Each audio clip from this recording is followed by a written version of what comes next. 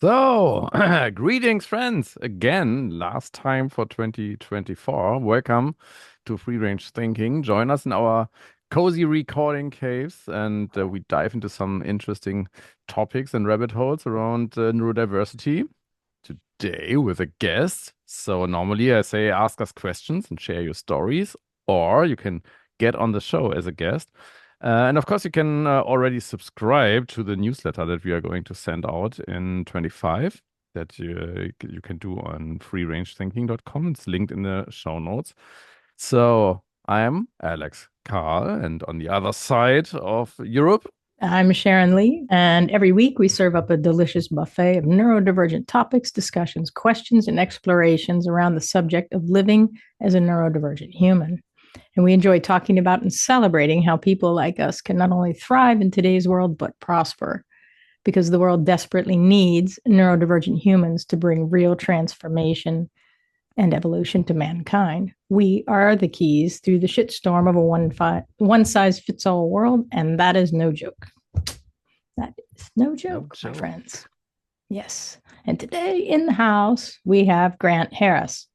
And I'm very excited about this conversation. And we only have him for a short hour. And yeah, if it gets interesting, we promise we'll do a part two. And so welcome, Grant. And I understand you're in like Northern Virginia outside. So those are my stomping grounds. And yeah. Yeah, glad to be here. Appreciate the opportunity. It's always exciting to talk to anybody, but especially folks who are in different parts of the country and the world. So I appreciate all of the time coordination. Yes, I'm in Northern Virginia suburb. If anyone is familiar with the area, we usually call it the DMV, DC, Maryland, and Virginia. But specifically, I live in a small suburb called Winchester in the Shenandoah Valley, at the top of the Shenandoah Valley that runs all the way through Virginia and down through the eastern seaboard. But I am a Washingtonian by trade. I was born in DC, and this has always been home for me. But fortunately, I've been able to travel and experience different places and different people. But this area is home for me. But I'm glad to be here today. Cool. I love the fact that we're native Washingtonians. I was also George Washington National Hospital myself. Yeah, same. So like my first thing, we're just going to jump right in here. So it's like, I'm going to give you a melange of a question, and you can pick out what you want and jump in where you want. Because I would love to know, like, how you grew up and how you experienced, like what was your experience being you growing up, and kind of like at what point did you realize that that you're on the autism scale? Yeah, that's a good one. In these conversations, and as I have become more aware of myself, I am aware that I was unaware of much of my childhood. My wife brings it to my attention all the time. She's like, "How do you not remember this about your childhood? How do you not remember that?" I was like, "Well, I wasn't worried about that. I was focused on this over here." In instances where she feels like most kids would remember. So a lot of my childhood, outside of what I remember of being happy, healthy, playing sports, being outside, having healthy, quote unquote, healthy relationships with other kids, that's what I remember. Most of it is told to me, meaning this is how you were when you were this age. You used to do this, or we used to do this with you. And that's how it's been over the years. So a lot of that was, I believe, based in how I was brought up with my family. I have two older sisters, so a family of five. My family was together. I didn't have any severe trauma that many people might have growing up as a kid. We lived in a happy, healthy home. My parents did what they could with what they knew. They came from the traditionalist generation. So that line of thinking from that era of tough love and all of that was there. But they were there. They were present. We knew. We appreciated that. And again, they weren't perfect. They did, and they still do. Both my parents are still here. still do what they can with what they have. So it was what you might call a normal, and I don't like that word, or a Yeah. traditional or standard upbringing. Um, Outside the fact that apparently I did not say much until I was 3, didn't talk much. And my understanding of that dynamic is that my sisters basically communicated to me and gave me what I needed and or what I wanted by my grunts and points and body language, etc. And I did not know this until I was older. My mother kind of confirmed that. She was like, "Oh yeah, well, you didn't." I didn't apparently talk much until I was 3. Hmm. I still don't talk much now. The only reason that I am talking as much as I am now is because apparently you have people that want to hear what I have to say. But Right. my natural inclination is to use less words. Uh, and as an adult, I would grunt a lot. My wife knows my grunts. She knows the difference between yes and no, or I like that or I don't, or I'm listening or I'm not. Like these in terms of my communication, I have a history of doing that. So that's one little small part of the picture. I did not grow up with disability in my life. No one talked about autism. No one talked about disability. No one talked about being other outside of the fact of being black. And that was a large thing in my household. Being black, I knew that I was black. I knew that I knew the history of black people in this country, the good, the bad, and the ugly. I knew about my father participating in sit-ins in the civil rights movement. I knew about being black and being other from that perspective. I'm the only person in my family to not attend an HBCU, historically black college or university. So that was the other part of my life. But being disabled and or thinking differently and or any type of neurodistinction was not part of my upbringing. I love that. And I have to say, I like how you term it neurodistinct, because I've heard people Yeah, use like neurospicy, but it doesn't get it for me. It kind of cutesifies it, and yeah, neurodistinct and if is we it can sits we can better go with down me. that road if you want to go down that road in terms of Yeah. terminology and language. I, uh, in my conversations with organizations, and we haven't even talked about like what I do for work, which is great because I actually don't like the whole "what do you do for work" conversation. Mm-hmm. We're people first, and we have stories first, and then we happen to do something that pays us money. But Yeah. in my work with organizations and with people, I talk about 3 different understandings of neurodiversity. Neurodiversity, number 1, as a whole, as an umbrella, neurodivergence, as in deviating and diverging left or right from whatever the norm is, whatever the standard is in a particular scenario. And this In happens to be this healthy. given era, Yeah, because it's like correct. since the industrial kind of the industrial revolution and the can't say that word, the dyslexia thing is yeah, you It's know a what I mean, hard one. Yeah. the pathology of it all. It's that has polarized and categorized in such a way, whereas before everybody was allowed to be kind of different, and they're like, oh, they're just that way, yeah, like they Mm-hmm. are in some other cultures. Yeah, yeah. Yeah, And not necessarily here in America in many ways. definitely. Uh, so the diverging is, left or right of center, of Yeah, standard, of normal, of regular, of acceptance. muggles. And I never really adhere to that. Um, so I believe that you, Alex, me, Sharon, we're all unique, distinct human beings first and foremost, in and of ourselves, separate from each other. And that being said, we all have a unique and distinct experience. And my experience happens to be a neuro distinct one because of how I think differently than the standard traditional norm, etc. How I behave differently. And I always make that distinction in every conversation that I have. It's not just the fact that people like us think differently, we also behave differently. Our bodies regulate differently. It's connected. It's not just a brain thing. It is a brain, body, spirit, all whole connected thing. It's a human thing. So that's why I self-identify as being neurodistinct, because I'm a distinct human being. The neurospicy and all of the other kind of attachments that come to neuro. I encourage people to self-identify as they see fit. However, I also encourage people to understand that when you identify as such based on the culture that you are in, based on cultural norms, societal norms, trends, etc. If you attach yourself to those things, then people are going to put you in a certain box. That's unfortunate. That's the human nature.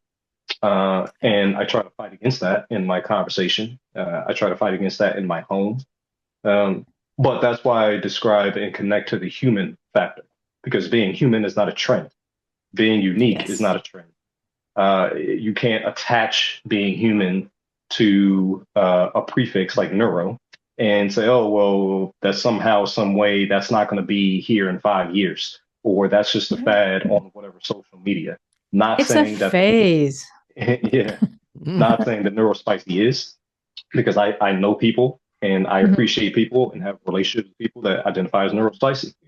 But that's why I identify as distinct and connected to the human condition, because neurodiversity is a human condition. We all are part of the neurodiverse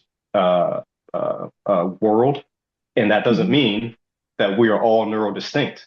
I make that distinction as well. We're all neurodiverse because we all have a brain, and all of our brains, while they may be built similarly, even amongst neurotypical people, they still don't operate the same. So we're all in that diaspora, and the diaspora is different than a spectrum. Different than a spectrum. They might be similar on the fringes, but they're different in my opinion. So I always try to make these distinctions, but thank you for bringing up the neurospicy. And usually we don't go down this road until later in conversations, but I like to get to the nitty gritty up front. Yeah. And I always try is, to being a wordsmith. It's hard for me sometimes. And it's, this part of me, my autism spectrum thing is like, no, this is like, so it's hard for me not to eye roll, and I do everything I can not to do that. And especially in terms of, being a trainer, coach and educator, and, and having the podcast. It's sometimes that's a bit of a struggle, and it can be frustrating. So, and not so much when somebody does it with themselves, that's fine. But when they try and put that on me, they correct me. It's like, oh, so you're neurospicy. No, I'm this, and Alex? I have as Sharon just mentioned that, I have a question, because as a the certified diversity executive and as a coach and management consultant, you work with a lot of C-levels, I guess, and with a lot of like leadership people in companies. How do you deal, or is there that much eye rolling in companies, like, now we have to deal with another diversity, and now we have to, it's getting more and more complicated. Is that a thing? Is there some kind of eye rolling in the companies? I mean, when they call you and when they want you to work with them, I think they already understood that there is a DEI need to fulfill, and that there isn't that much eye rolling anymore. But yeah, I would like to hear your thoughts on this, because when I talk with people in companies, it's often that feeling, especially in the management levels, they are feeling overwhelmed with, now we have to deal with this neurodiversity also, and that is so much and so high level, and we don't know what to do. That would interest me what your thoughts on this are. Yeah, Alex, I appreciate that. So many things in that from a business perspective, and then from a human perspective. Yeah. So from a business perspective, I prefer to work with clients that want to work with me. Yeah. Yes. And my presentation to those clients is, this is what I do, this is who I am, this is how I do it. This is why I believe that we can work together to have a collaborative, collegial relationship in order to get from point A to point B efficiently, effectively, and equitably. So I present myself to two clients, and specifically clients that I believe actually obviously have a need, but within that have built some type of relationship through that process. Now, that's on the business side. On the human side, there are always going to be people that eye roll. There are always going to be people that say, "Oh, I don't need this. Why are we doing this?" etc. That is after I am already working with an organization and I'm working with the people that are in charge of those people more often than not. A lot of the times, those people are middle managers because they already have a tax on their time. They already have a tax on their resources. And then they're like, it's one more thing to do. It's not about it being neurodiversity. It's about it being, I don't have time. I don't have resources. I'm already taxed. And there's something else added to my plate. That is a cultural American work stream and workflow that is broken. I don't necessarily, I know people that work in those streams and can fix those issues, but that has nothing to do with neurodiversity in and of itself. Not looking at it as saying, oh, we have to do this specific neurodiversity thing, and somehow some other aspect of DEIA they will be okay with. That's not necessarily the case. So it's just the fact that a lot of middle managers, a lot of hiring managers, or people that are in positions not to ultimately make the decisions to move forward with implementation, but they feel the effect of those implementations. Those are the people that have the most negative reaction. But it's not just because I'm here talking about neurodiversity. It's because they either aren't a part of the conversation, which is part of what I do, is to ensure that everyone is part of the conversation. Everyone is part of the work. And it's not just from on high that, oh, we have this mandate now, here's another thing that we're doing, because that's when that cultural aspect fits in. So from the business aspect, I only really connect with and build relationships with organizations that I believe are open to and interested in being better, being more effective, being more efficient, being more equitable. They're not perfect, but they understand that they're not perfect. And they're like, well, how can we get better? Now, when I'm in that organization, yes, there is pushback, or there is friction in many different ways because of the reasons and more that I just mentioned. But that's the biggest thing. It's not because people are not open to learning more about neurodiversity. It's about the fact that I'm already spent, I'm already overwhelmed, and someone else is now telling me what to do versus me being a part of this process and saying, this is how I can add to it. This is what I would like to take away from it. How can I be a part of it? It's just a mandate and an initiative, which I never recommend. Oh, we're going to do a neurodiversity initiative. Well, as soon as you hear that word, that means it's extra. That means it's, oh, we're going to do this for X amount of time. Right and away. then we're going to find out, did it work or not? And if it didn't work, based on the lofty goals that were set, then we're either not going to do it anymore, or we're only going to do it because of compliance, which is my whole ethos, is moving from compliance to community. We're only going to do it because we have to in that moment, or we want to have a baseline understanding, and we're good with that. So these are the dynamics that are there. And again, I have many colleagues that could dive deeper into the organizational culture dynamics better than I can. But that's how I approach it from a business aspect. And that's what I experience from the human aspect before I ever get to solutions and all of that, which I'm sure we'll talk about.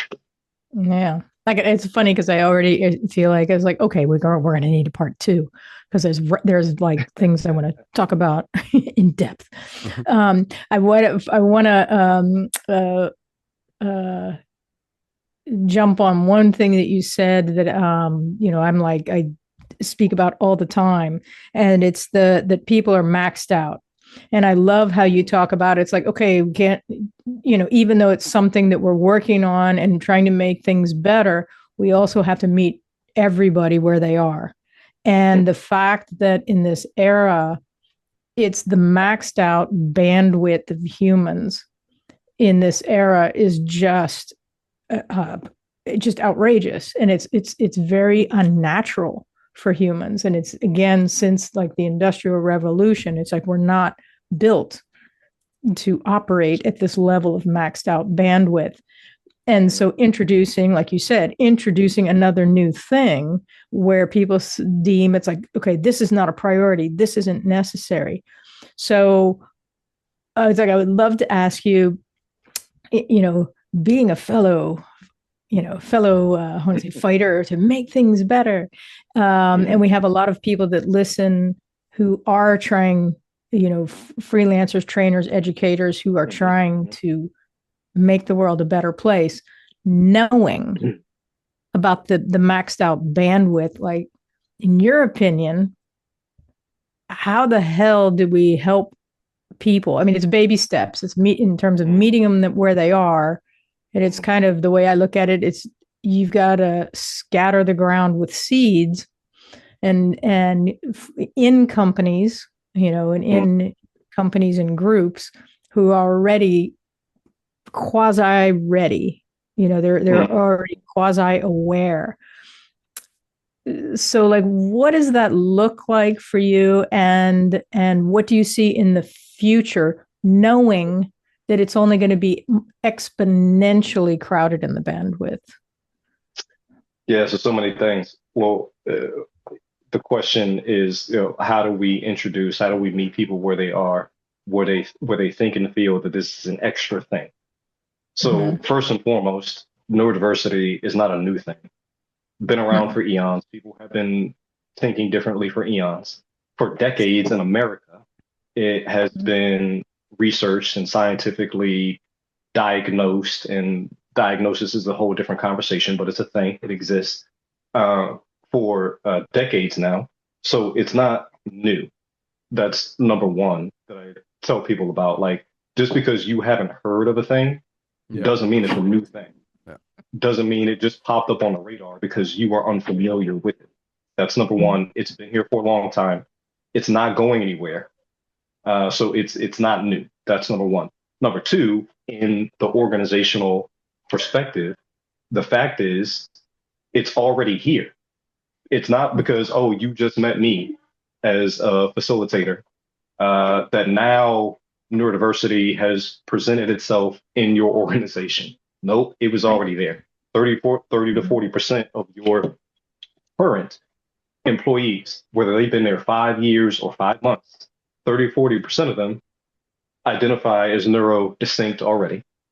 It's already there. And those are the people that either are aware, those are the people that either have a diagnosis or a self-diagnosis, that are out and loud and proud about it and recognize it and say, this is who I am, this is what I do, this is how I am, this is how I work.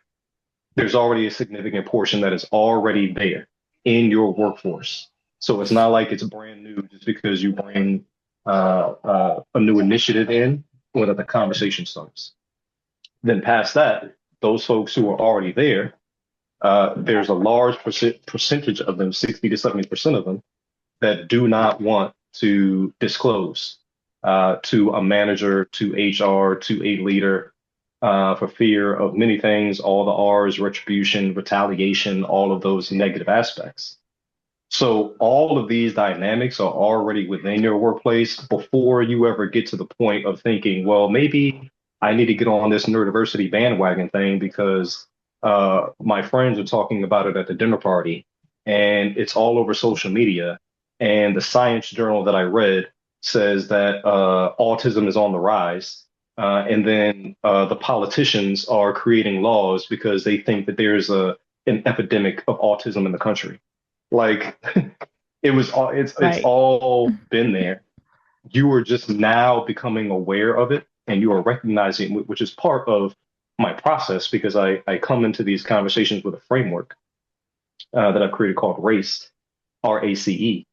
And the first step in that is recognition of who you are and where you are.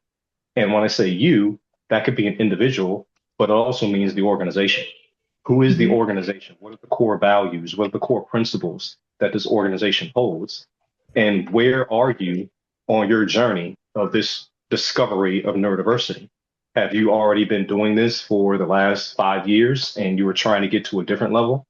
Did you just find out about this 5 weeks ago? And now you're saying, well, this is new to us. We need to be educated. Where are you on the journey of neurodiversity? It starts with that.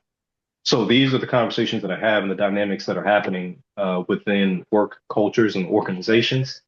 Neurodiversity is not new. Employees are already here working with and around the obstacles that are in front of them. And whether they've been there a long tenure or they just came in the door, those obstacles are still there. I'm here to help leaders understand what those obstacles are and how they set those obstacles up and how they can recognize them and then step by step, block by block, dismantle them and then mitigate them from being rebuilt over time. Mm. So that's how I would answer that in terms of, how do we reach people where they are, go back to history, and then bring them to the present, and then bring them to the future state of what it could be. No, thanks. I know that's a lot of people will find that very useful who are kind of feeling like they're bumping up against the resistance in companies. Yeah. And I like how you said that how many, I wrote down how many are out and how many are closeted. Because being, from the LGBTQ community, and there's a lot of overlap. And it's like, so there's a lot of masking on both sides. And so it's interesting because I'm sure companies feel like, oh, we just found out about this and we have to deal with that. Now we have to deal with this. It can seem like you should have in that conversation about like, we have to, just that phrase, and then the word deal, and then the phrase deal with. That's the psychology and the approach around it. Why are you approaching this as, well, we have to? And then why is it we have to deal with it? A person, your workforce is nothing to be dealt with. Because if you just deal with your workforce because you have to, I'm going to deal with Alex today because I have to. Well, that's not going to make Alex feel like he wants to come to work. That's not going to put Alex in a position to do his or her best work, no matter what his distinction is, whether he's neurotypical or not. Exactly. So the conversation around, well, this is another thing we have to do, we have to deal with. I start there in terms of changing, not even changing that mindset, changing the behavior of those words. Because when you change behavior first, I look at it as changing behavior first, because behavior is what actually gets results in organizations. Words don't get results. Thoughts don't get results. Actions and behaviors get results over time. And actions and behaviors that are recognized, because you can't change an action or behavior unless you recognize the fact that it's happening. Yeah. I can't say, Sharon, I'm having this conversation right now and I want it to be better unless I recognize in the first place that the conversation is happening. So that goes to recognizing again that you have employees right now today that are feeling this way, working this way, behaving this way. And you have to understand that. And it's not about, oh, well, we have to do this now and we have to deal with these people. Because that's going to come across, if that's the mindset, that's going to come across in your behaviors. And your behaviors are going to come across as false, as disingenuous, inauthentic, all of those negative descriptors to people who need you to be authentic the most, who need you to be genuine the most, even if you don't have all the answers. But as a leader, that's your job. And that's what I help leaders understand. And that's what I help leaders to do. And ultimately, those leaders help the middle managers to effectively and efficiently help frontline workers. And mind you, the leaders are also neurodistinct people.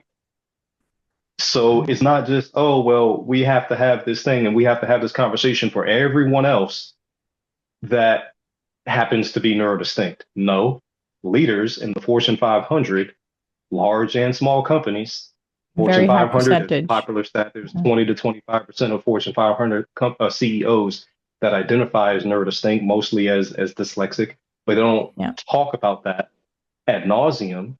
Some of them do, people like Richard Branson, etc. Yeah. But most of them don't. So the leaders themselves cannot try to implement an initiative for their organization to give it to middle managers, to give it to frontline workers, and not recognize that the leaders themselves are neurodistinct and all of what comes in unraveling that ball for themselves, and then how they behave first to middle management, other leaders, frontline workers, etc. So I always make that clear that this is not something because you called me and we have this relationship and I'm doing this work, that somehow as a leader, you don't fall into the same category as your employee, because you are also a human and you are also neurodiverse because you have a human brain. And then you may as well be neurodistinct in that same conversation. Yeah. No, I love it. It's it's a we, not me positioning. Correct. And yeah. I want to shift a little bit and ask you about your diagnosis and like two things. When did you get your diagnosis? And then with the thing of applying, because I know it's different than in America and here. Yeah. So, and when did you get your diagnosis? And then did you apply for disability? And I'm curious about that, like the why of that and the benefits and the drawbacks of doing that. Because people ask me a lot, but I go like, I don't know. So you're like one-stop shopping. Yeah, I'm coming up on 3 years diagnosed in the spring. And I was late diagnosed.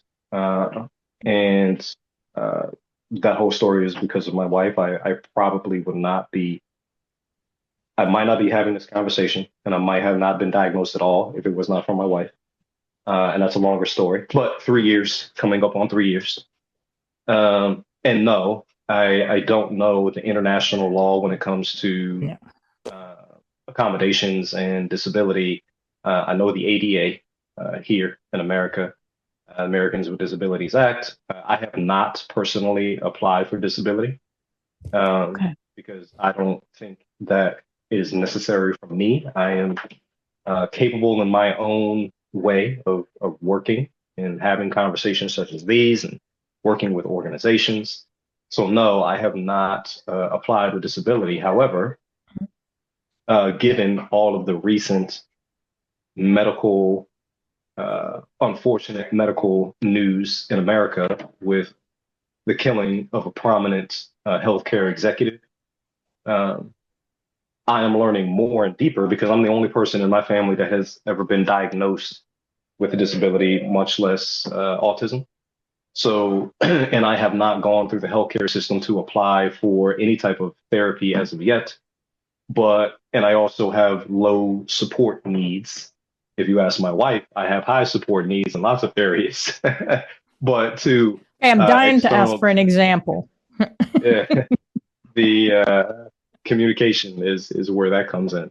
But to the external world, I have low support needs. You would not know that I'm autistic by looking at me, etc. So I have not applied for ABA therapy, and I'm also not a child. Now, obviously, adults can go through ABA as well, but I have spent a lifetime masking, and that therapy would probably not be the best for me as an adult.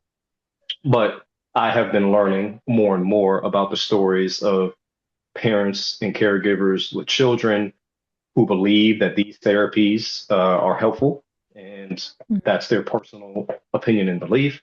I have a different opinion and belief about ABA, etc.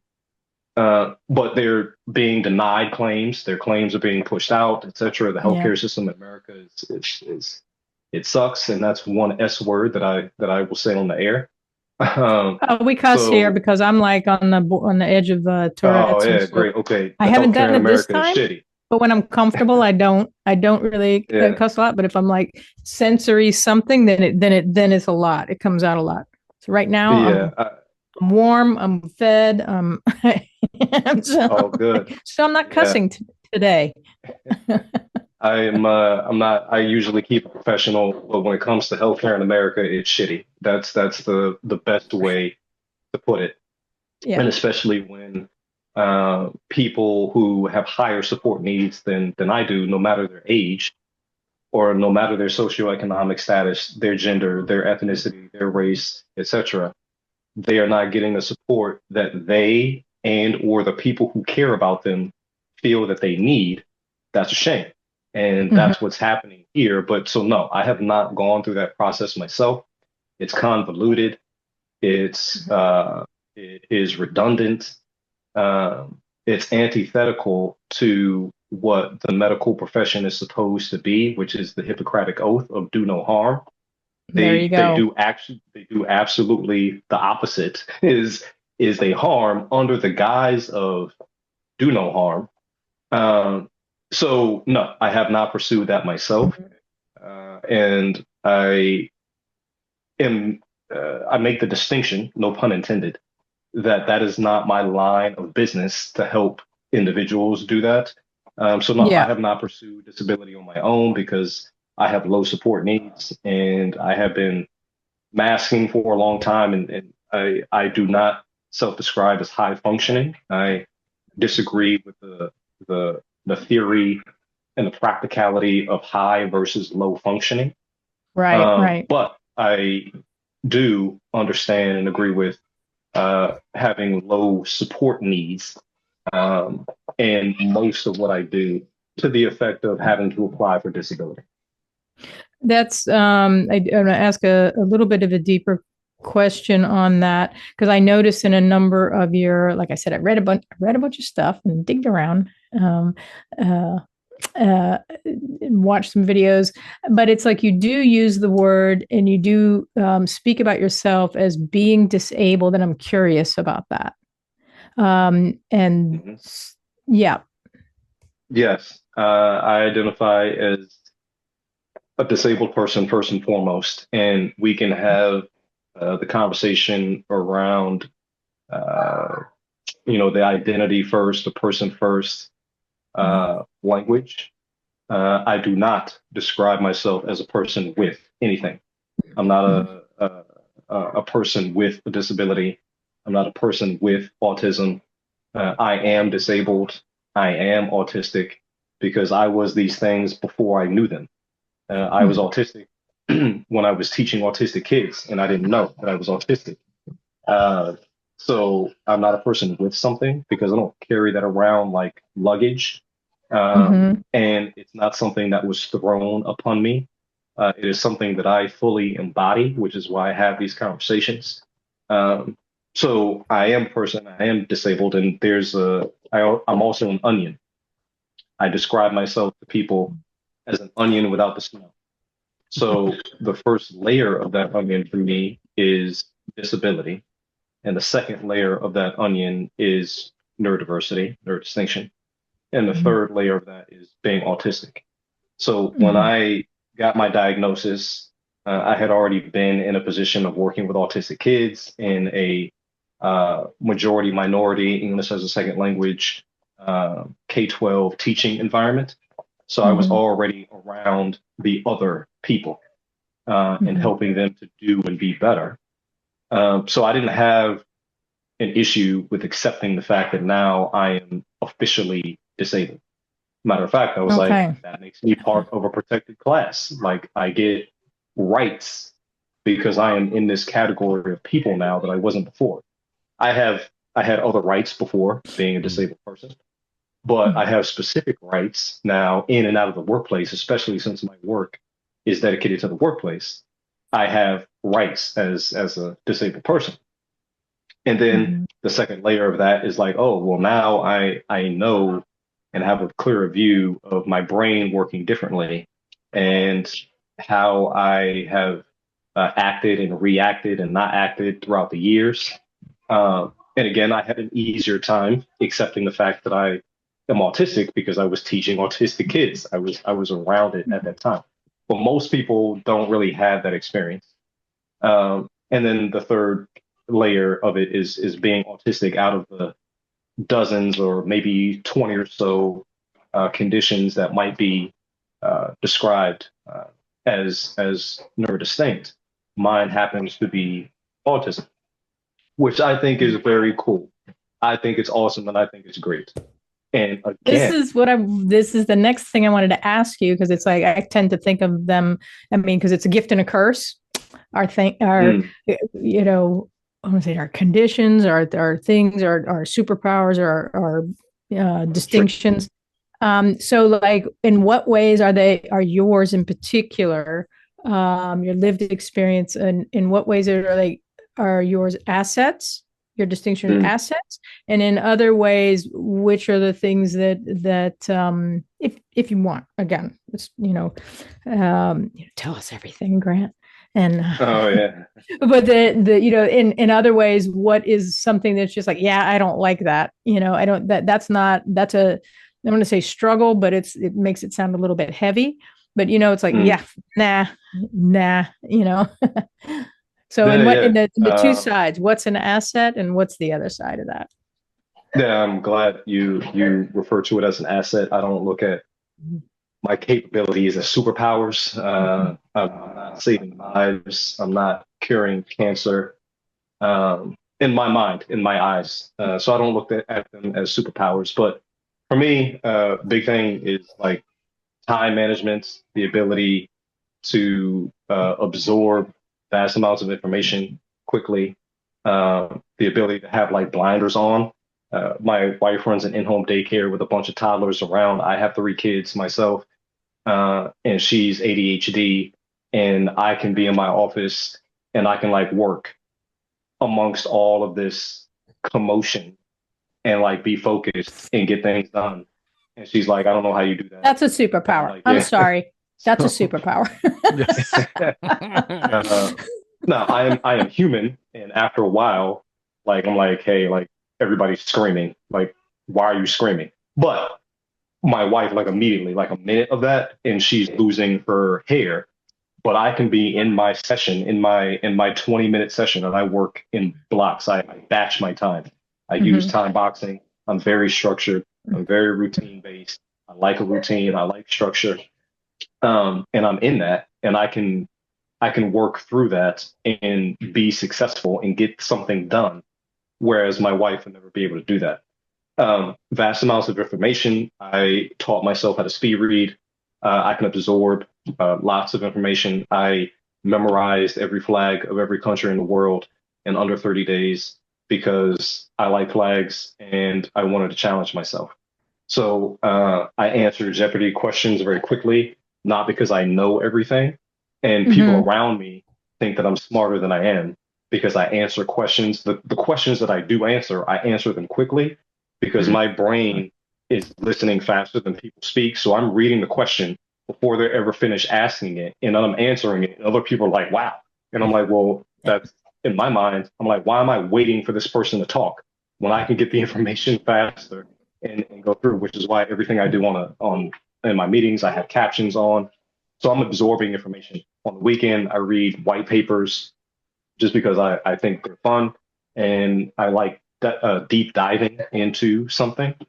Throughout my career, I've had 3 or 4 careers. And early on in my life, I was like, why can't I find something that I can stick to for a long amount of time and just be successful at that? I've been successful in everything that I've done. I've also had lots of failures, but I've had many accomplishments in vastly different areas of life because I believe that I am able to readjust, reinvent, and then when I find something, I can latch onto that thing. And I've never had experience with it before. And then I'm like, I'm going to figure this out. And I learn everything about it in a short amount of time that I can. learn everything about it in a short amount of time. And then I apply those things that I have learned until I gain some type of accomplishment in that particular skill set. And I've done that throughout my working life. And I didn't see that as an asset until the last few years. Wow. Love My it. ability with words, I have an uncanny ability. Some people would call it annoying. It depends on the situation to find errors in writing. I can find an extra comma or no comma where there should be an Oxford comma. I'm an Oxford comma guy. I will see an extra space behind a period. These types of things, and I'll be say, oh, I see this. And depending on the person and depending on the situation, they could see that as a bug, and they're like, oh, that's so annoying. Or the experience that I have had, they see that as, wow, I never would have seen any of this, and this is going out to a whole bunch of people. I appreciate that. Yeah. So these kinds of things I look at as assets.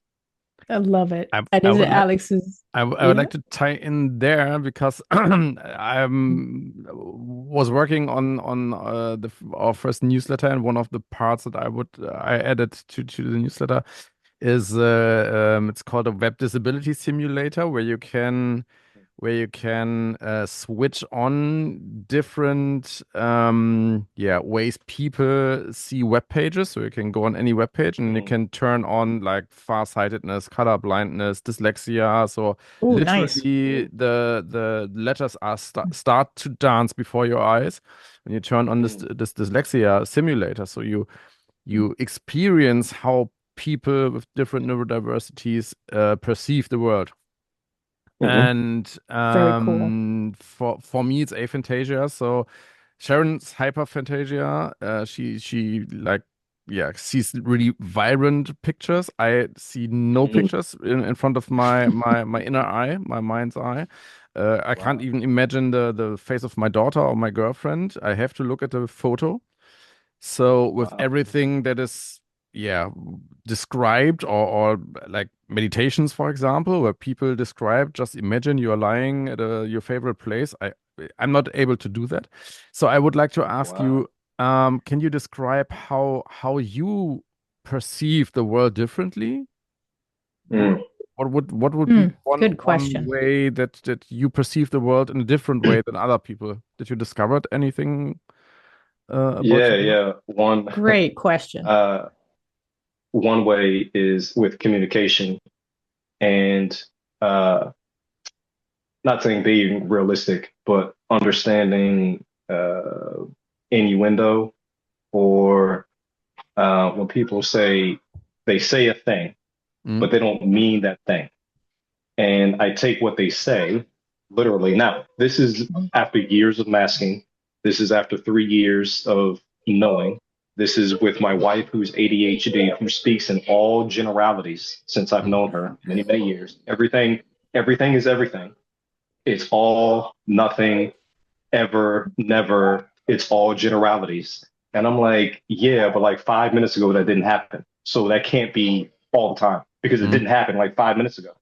So for me, it's a hyper focus on specificity, even after all this time and understanding and working to get closer to my wife and understand that just because she said never, because never means never to me, because I would never say never unless I meant never. Yeah. So why would a person say never unless they meant that it didn't happen at all, ever? But she's like, no, I didn't mean never. You know what I mean? It meant like it happens sometimes. Well, no, because that's not the definition of never. You see where I'm going with this, Alex. Yeah. So you're describing describing like over, I would say 75 to 80% of my marital arguments. My wife and I go around and she's very much, she's uses the superlatives, and I'm the one with ADHD. She's on the feeling side and very dramatic. Yeah.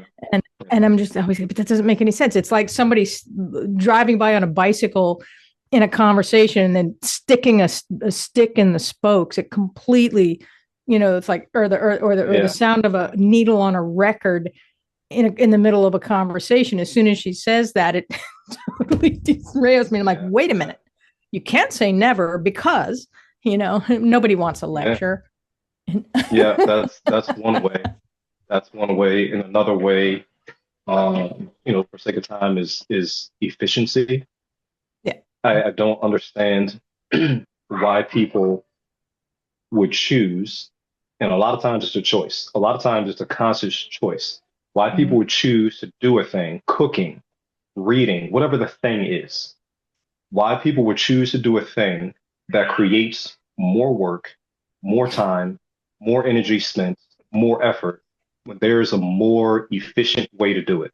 Why would you take 7 steps to do this thing when you could do it in 3? I'm Just laughing. because that's how you know, just because that's how you've done it, when either I've shown you or a different person has shown you, something has shown you that there is a more efficient way to get the same result. I have a hard time understanding people that do that.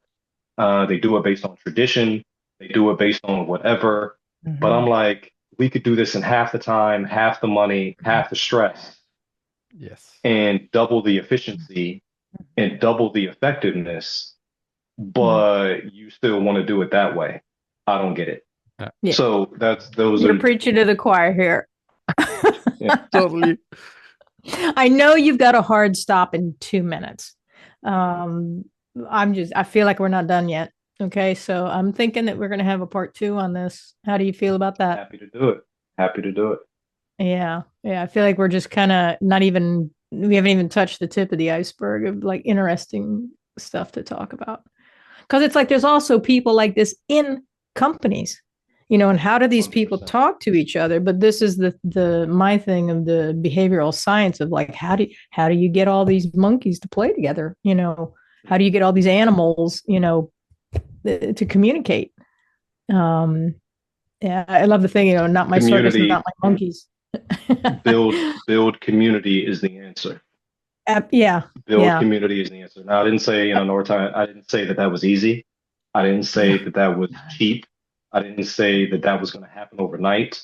But the answer to that is, how do we get all these people to get on a similar page in the same book? They don't have to be on the same page all the time. They shouldn't be, in my opinion. Yeah. Not everybody should be on the same page, because then you're just doing what everybody else is doing for the sake of doing what everybody else is doing. Right. However, we should be like in the same chapter of the same book. This is the book we're in because we do this, and this is what we do. Now, Alex is in chapter 1. I'm in chapter 2. Somebody else is, but we're doing the same thing in the same book. Building community is how that gets done, but it's not always easy. It's not always cheap, and it's definitely not quick, but that's what I am here to help organizations do. I love it. I love it. Cool. Then we won't keep you, but that would be a great subject, as we always say, that's a good downhill parking for the next conversation, and dig into that, because I know a lot of people need help with that. That would be awesome. Yeah, and certainly. This has been great, and I certainly appreciate it, and I'm happy to continue the conversation. Yeah, and everybody you can find, we're gonna have like in the show notes, all of Grant's links and stuff, and he's got some really interesting stuff and videos you can watch, and he's got 3 books that he wrote that we didn't even touch on, and all around awesome guy, awesome human. So a distinct human. I appreciate it. Distinct. Yes. Yes. Although I did not graduate. I didn't graduate with any of my several degrees with distinction. I was a good student, but I didn't graduate with distinction, but I had distinction before I went to school. Exactly. I was distinct when I was in school, and I'm distinct now because I am a distinct human being. And that's what I would like to leave your listeners with today. I love it. I love it. I'm also having the feeling that I want to have your wife on the podcast. So yeah, I think your wife and I need to have a chat. I was thinking the same. Right, right. She would love to talk about. She's grown in so many ways, and she's understood me better, and all of that. So yeah, she'd be open to that. Okay, then I'll hit you guys up, and I'll have a conversation, a chat with her, a preliminary chat. That would be great. Yeah, super. Well, happy New Year to you. However you celebrate happy and healthy, and super chill. You got my contact info, so I'll look to hear from you. here. All right, then. Yes. Thank you. Thank you. Thank you very much. Oh. And we'll see you next year. Awesome. Thank you. Definitely. Have a good one. Grand. Bye. Bye-bye. Bye. That was great. That was cool. Yes. Wow. That was great. Wow. Yeah, I wanted to ask him 50 million things, and it's like, oh my God, that's an hour. I could feel myself sweating, and I was watching the clock, and I was kind of wanting to keep it, no. That was so cool. And I could watch him. I was watching him like relax more and more. Yes. And then it was just like, okay, now I want to ask you this. And but as soon as he started talking about his wife, I'm like, oh, she has ADHD. And she runs a daycare with like 5 toddlers. I'm like, who is this superwoman, right? And but actually, somebody with ADHD like would be able to handle that amount of crisis and chaos. I'm guessing. Yes. Yeah, I'm curious. So. Yeah. But as soon as he said, yeah, when they're all screaming and she can't handle it, and I'm like, really? Okay, that kind of is like, does she have sensitivity issues? Because normally it's like, okay, I thought, or I understood it in a way that he meant he manages like to take care of the 5, 6 screaming kids, but nothing else, and she could not do anything else while all the kids are screaming. And he is able to get in this focus zone and in this and just ignore them. Yeah, and just phase out and concentrate on his work sessions. But I still think that somebody with ADHD can be quite good with when you adapt to it. Managing like 5, 10 screaming kids. Should we keep recording a little bit, or what? Well, I think we can like sign off and keep this part, because that's I think our reaction for the like just jumping off and going, wow, that was great, is kind of cool. Yeah. You can find all of Grant's links, his link tree, and his that was what I wanted to say. This full circle. His website is called Compliance to Community. So that is a beautiful phrase, I think. Yeah. And you can find all of this in the show notes. Alrighty, then I'll stop the recording here.